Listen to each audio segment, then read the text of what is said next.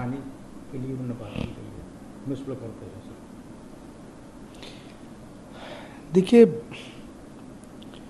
Congress party और उसके जो सहयोगी दल हैं, इन्हें हिंदू संस्कृति से, हिंदू सभ्यता से, भारतीय संस्कृति से, भारत की सभ्यता से, सनातन की सभ्यता से, सनातन की संस्कृति से और सनातन के प्रतीक चिन्हों से भी चिढ़ है। ये तो मजबूरी में सनातन को एक्सेप्ट कर रहे हैं। कर्नाटक के मुख्यमंत्री जो हैं सिद्धरमैया जी को, ऐसे मंत्री को बर्खास्त करना चाहिए जो सनातन से इतना चिढ़ता है कि उसके जो प्रतीक हैं उनसे भी उन्हें नफरत है। राहुल गांधी को जवाब देना चाहिए कि ये तो मोहब्बत की दुकान खोलने वाले लोग हैं, नफरत की आग में क्यों जल रहे हैं, नफरत का सामान अपनी दुकानों में क्यों रखा हुआ है। सच बात यह है कि वो लैंप नहीं हटने चाहिए, ये मंत्री हटना चाहिए। सर, जनवरी से लेकर अगस्त में, अब अगस्त खत्म आ रहा है, 7-8 महीने बाद इस तरीके की बयानबाजी करना कि उनसे आपत्ति है, उनको हटाना चाहिए, तिरुपति बालाजी जैसे मंदिर में लगे हुए उनको फिर दोबारा वहाँ लगाया जाए। मैंने कहा ना कि इन्हें हिंदुओं से ही नफरत है, हिंदुओं के त्योहारों से नफरत है, देवी देवताओं से नफरत है। तो ये नफरत जो है कोई छुपी नहीं है, ये अब जग जाहिर हो चुकी है।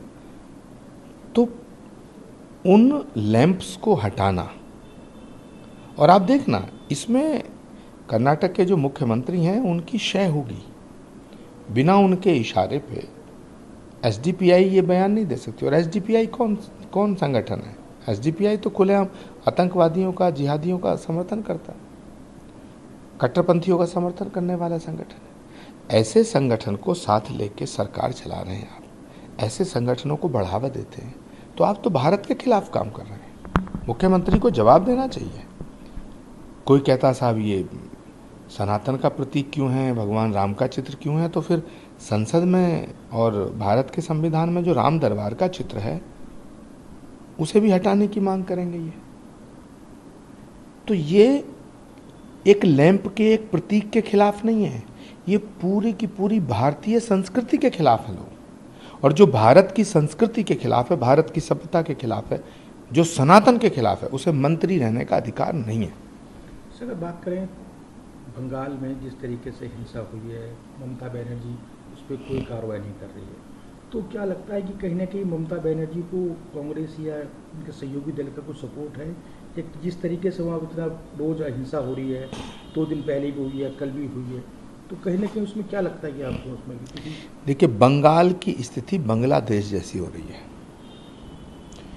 इस देश के इतिहास में ऐसा कभी नहीं हुआ कि भारत के राष्ट्रपति ने भी ये कहा है कि मैं भयभीत हूं बंगाल की स्थिति को देख के, मैं चिंतित हूं।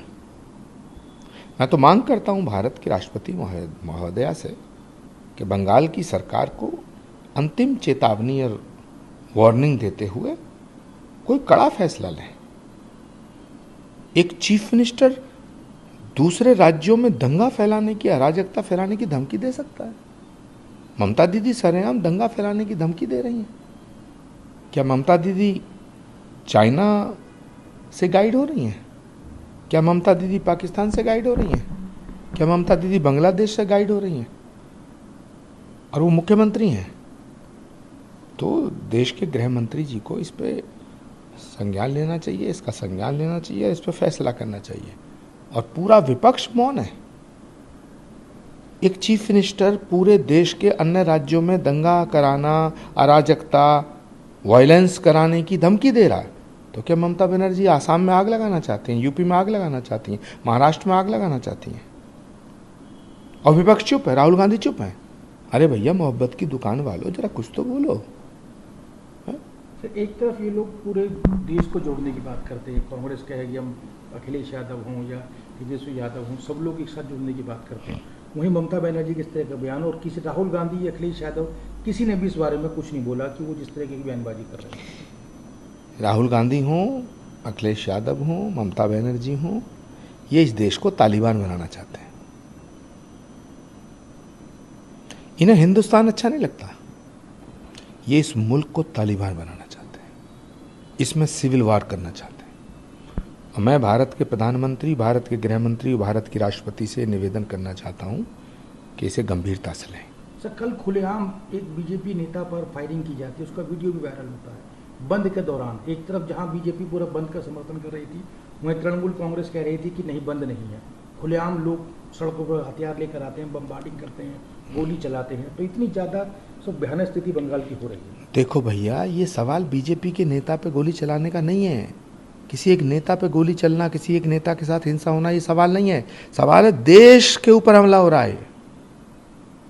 ये राहुल गांधी जी जब से पूरे विपक्ष के नेता बने हैं, तो ये इनकी संगत का असर है, इनकी सोहबत का असर है।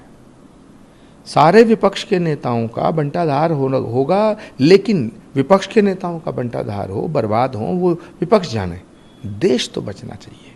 ये तो देश को बर्बाद करना चाहते हैं। तो सवाल देश का है, सवाल इस भारत का है, भारत की संस्कृति का है, भारत की सभ्यता का है। एक आदमी चीफ मिनिस्टर, एक ममता जी चीफ मिनिस्टर हैं और बाकी राज्यों में अराजकता की धमकी दे रही हैं, और वो चीफ मिनिस्टर है। एक मिनिस्टर है, वो कहता साहब ये लैंप उतार दो क्योंकि इससे सनातन धर्म का। अरे सनातन के बिना भारत कहाँ है भाई? भारत के बिना सनातन नहीं है और सनातन के बिना भारत नहीं है। ये समझना पड़ेगा। तो मैं कर्नाटक के चीफ मिनिस्टर से मांग करता हूँ कि इन्हें मंत्रिमंडल से बर्खास्त किया जाए।